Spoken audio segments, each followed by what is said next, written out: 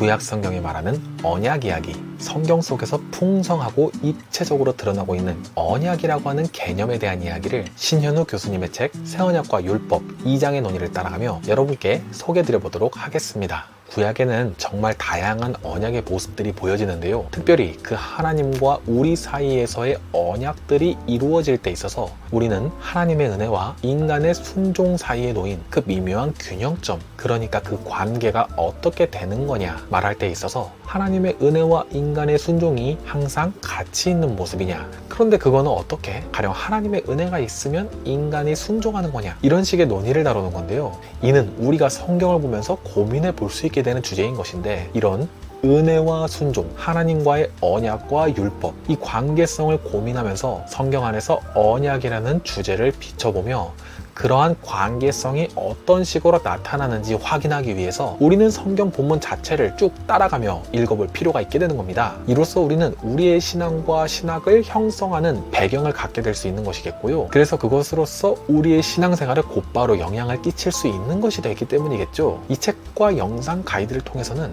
하나님의 은혜와 인간의 순종이라는 이러한 관계성이 성경 여러 장면들 속에서의 각 언약마다 있어서 어떤 차이와 긴장 또는 발전의 흐름을 가지고 전개되고 있는 것일지 구체적으로 함께 확인하는 시간이 될 겁니다. 이 책을 가지고 나눈 지난 영상에서는 언약과 율법이라는 두 주제가 어떻게 오늘 우리에게 중요해지고 있는지, 그래서 우리는 왜 이 주제들을 이야기하게 됐으며 앞으로 어떻게 이야기하게 될 건지 그 큰 그림을 그려봤었는데요. 그리고 말미에는 고대 근동의 배경 속에서 언약이 어떻게 보여졌는지 그 구약적 논의의 바탕을 확인해 본 것이었고요. 그리고 오늘 이 시간에는 구약 성경 자체 안에서 그 흐름 속에서 언약을 본격적으로 추적해보는 시간입니다. 이와 같은 시간을 통해서 우리는 하나님과의 언약, 그리고 우리의 율법의 순종의 방식이 어떠할지, 이와 같은 주제가 구약 성경은 어떻게 관통하고 있는 주제라 말할 수 있는 건지 확인해 볼 수 있게 되는 겁니다. 우리의 순종하는 행동의 동기와 근원을 분명히 하고 그것이 건강한 바탕 위에 있도록 정립하는데 도움되는 시간일 수 있겠습니다. 창조 때부터 언약이라는 주제가 담겨 있다고 볼 수 있는지에 관한 이야기부터 시작해 보겠습니다. 책 페이지로는 52쪽부터입니다. 성경에서 언약은 한 인격과 한 인격 사이의 약속이라고만 보기에는 그걸 넘어서는 큰 의미 또한 담고 있는데요. 가령 먼저 예레미야 33장에서는 낮과 밤에 대한 나의 언약 이라고 하는 표현을 볼 수 있습니다. 이는 우주 만물 그리고 시간 자체가 하나님의 언약에 의해 유지된다는 것, 곧 하나님이 우주 만물의 질서를 언약으로 잡아두신 것이라고 하는 의미를 엿보이게 해주는 표현이라 하겠습니다. 그리고 창조와 관련해서 이와 더불어서는 창조 때 아담과 하나님 사이에도 언약적인 관계가 있었는지에 대해서는 성경 본문에 여러 해석이 가능한 부분들이 있는데 저자의 안내를 따라서 보다 보면 그에 대해서 우리가 차근히 살피면서 단정하지 않으면서 그 언약이라는 틀 안에서 우리가 성경 본문을 어떻게 대해야 할지 알아가게 됩니다. 하나의 예로서는 호세아 6장 7절에 그들은 아담처럼 언약을 어기고라고 나타나는데, 이 부분은 번역상에 있어서 아담처럼 언약이라고 하는 부분이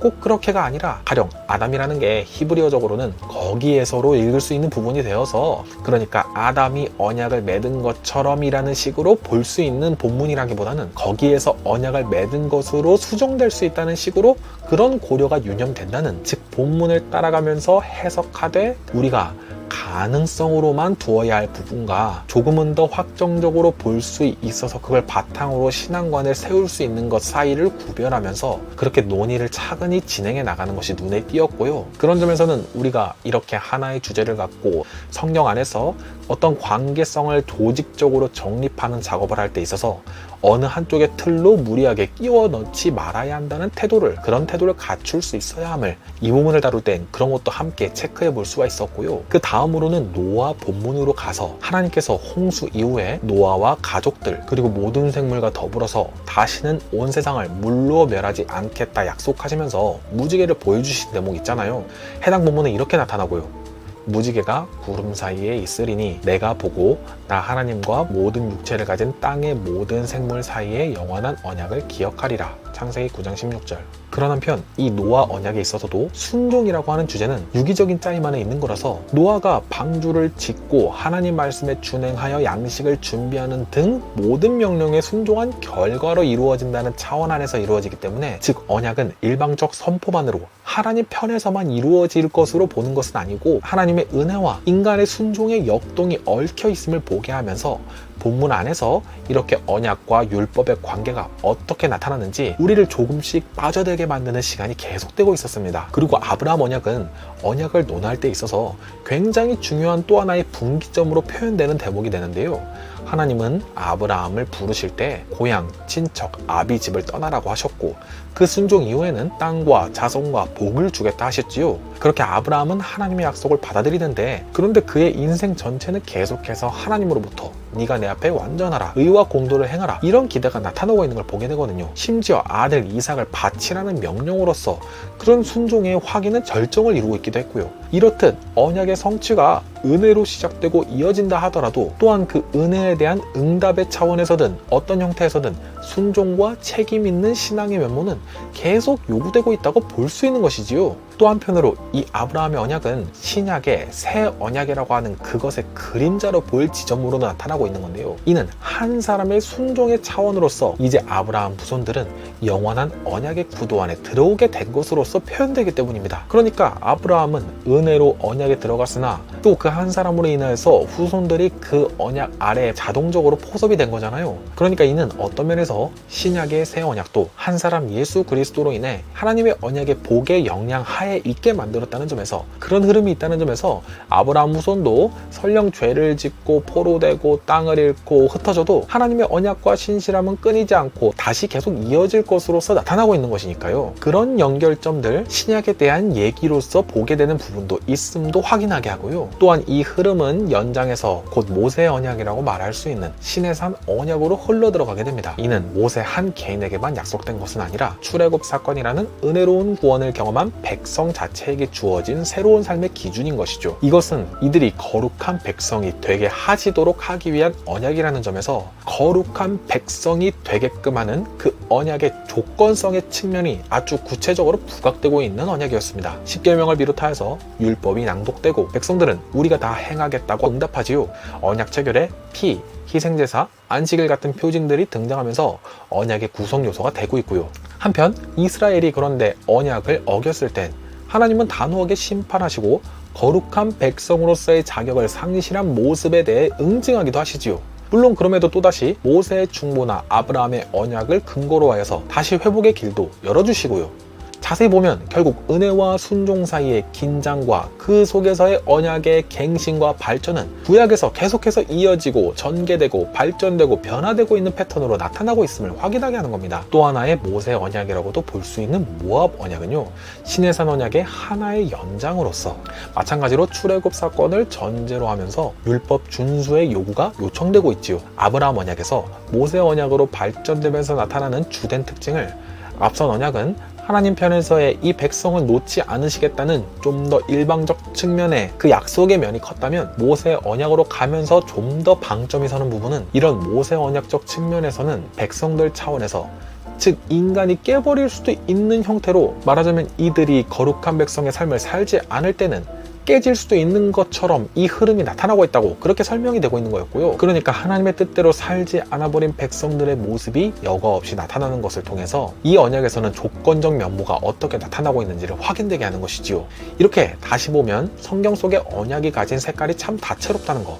언약은 무턱대고 일방적이다 혹은 상호적이다 간단히 말해버릴 것만은 아니기에 본문 속에서 그 흐름과 맥락을 따라갈 필요가 있게 무조건성과 조건성의 측면이 계속 교차되는 형태로 나타난다는 것을 보게 해주는 것이었죠. 그 뒤로도 제사장 언약, 다윗 언약, 시드기야 왕 때 언약, 평화의 언약 같은 다양한 언약들이 차례로 등장하면서요, 이 중에 특히 다윗 언약의 영원성이 계속 이야기되고 있는데, 그 다윗의 후손들에게도 조건이 언급되고 있는 딜레마가 있는데, 이에 대해서 우리가 그걸 하나님의 무조건적인 언약인 게 아니냐, 그런데 어떻게 인간의 순종에 달린 조건적인 언약으로서 볼 수 있어야 하는 거냐 라는 식으로 그 긴장을 딜레마에 빠뜨리거나 하나의 정답을 빠르게 내기보다는 본문을 근거로 해서 그 긴장의 역동성 속으로 먼저 깊이 들어가 보는 시간을 가질 필요가 있으면 우리는 보게 되는 것이고요. 그 안에서 또한 저자를 통해 우리에게 전달되는 메시지는 첫째, 하나님의 언약은 끊이지 않는다는 거, 즉 무조건적인 면이 있다는 거. 그리고 둘째, 그러나 그 언약은 하나님의 신실하심에 기초하면서도 우리의 순종은 계속 요구되고 있는 바로서 조건적으로 표현될 수도 있는 거라는 거. 그리고 셋째, 그런데 이것이 결국 예수를 통해 궁극적 성취를 이루게 될 바이겠다는 관점, 말하자면 하나님 언약의 영원성과 그럼에도 요구되는 순종의 요청, 그리고 그 사이에서 인간에게는 이러한 요청이 지속되지만 또한 인간의 연약함의 면모가 계속되어서 그 궁극적 성취에 지연되는 바는 결국 예수를 통해 이루어져야 할 것이겠음을 저자는 그러한 관점을 분류해 나가면서 정리해 나가면서 발전시켜 나가면서 본문을 근거로 하면서 전해주고 있는 것이었습니다. 예수에 관한 논의는 구약에서도 예레미야 31장이나 에스겔 11장에서 등 예언서들을 통해 하나님이 사람들의 마음속에 직접 율법을 새기시고 죄를 용서하실 것이라고 하는 접근으로서 그렇게 새로운 차원의 언약이 있을 것이며 그것은 이전의 언약들을 넘어서면서 좀 더 내면적이면서 근본적인 변화까지 가져오게 될 것으로 나타나고 있다고 확인할 수 있게 되는데요. 여기서 놀랍게도 벌써부터 이미 새 언약의 백성들로는 이스라엘 백성뿐 아니라 이방인들까지도 포함이 되고 있는 것으로 나타나고 있습니다. 구약의 모든 언약은 결국 예수 안에서 그 새 언약을 향하여서 점점 깊어지고 확장되는 것으로서 볼 수 있게끔 전해주고 있는 것이었죠. 우리가 이 흐름에서 볼 수 있게 되는 부분은 구약의 맥락이라고 무조건 신약과 단절된 성격만 부각되는 게 아니라 신약의 예수 그리스도를 통해서 이루어질 새 언약적인 측면들, 그것을 향하여서 예시적으로 예표적으로 비추어지면서 발전적으로 나아가고 있다는 거고요. 구약의 언약은 결국 신약에서 완성되는 것이지 다 폐기돼 버리거나 이제 아무 가치 없이 그리스도인에게 도움이 되지 않는 쓸모없는 게 돼버리는 게 아닌 것이라고 하는 거지요. 오늘은 이렇게 구약에 나타나는 주요 언약들을 훑어보면서 각 언약이 보여주는 은혜와 순종의 관계도 깊이 고민해보게 되었는데요. 하나님의 은혜, 그리고 그 와중에 우리에게 요청되는 은혜, 그 사이에서 여러분은 들으시면서 어떤 생각이 드셨을지 궁금합니다. 이 하나님의 무조건성과 인간의 조건성으로 대두되는 이러한 언약 개념이 간단히 성경 없이 철학적인 방식, 명제적인 방식으로만 풀어가기에는 상당히 한계가 있게 나타날 것 같지요. 이렇게 성경은 조건성과 무조건성을 다각도로 섞여있는 개념인 것으로 나타냅니다. 모순이 아니라 그 다선적인 포괄성을 용어적으로 묶는 그 자체가 어떤 면에서는 제게는 좀 한계가 있어 보인다고 느껴졌달까요? 그래서 더 나은, 더 좋은 표현을 우리는 계속해서 찾아가고 있는 것 정도로 볼 수 있겠다 싶었고요. 그럼에도 어떻게 더 좋게 잘 성경이 담고 있는 이 언약의 맥락을 잘 표현해내고 그걸 이해하며 또한 정립하여 나의 신앙관을 성경의 흐름에 따라 습득해 나가도록 함이 필요할지 저는 계속해서 보게 되는 시간이었던 것 같습니다. 그러한 이해를 형성해 나가는데 이 시리즈의 이야기가 여러분들께도 계속해서 도움이 되는 시간이기를 바라고 있고요. 성경을 통해 또 이 책과 저의 안내를 통해 계속해서 이 이야기가 발전적으로 우리 안에서 정립되어가는 시간 될 수 있었으면 합니다. 쉽지 않을 수 있는 책 이야기 계속 함께 들어주셔서 감사드리며 다음 시리즈에서는 신약 성경으로 넘어가서 언약과 율법에 관한 논의를 또 계속 이어가 보도록 하겠습니다. 그럼 다음 시간에도 또 좋은 모습으로 찾아뵐 것을 약속드리면서 저는 이만 물러가도록 하겠습니다. 그럼 다음에 또 다시 만나요.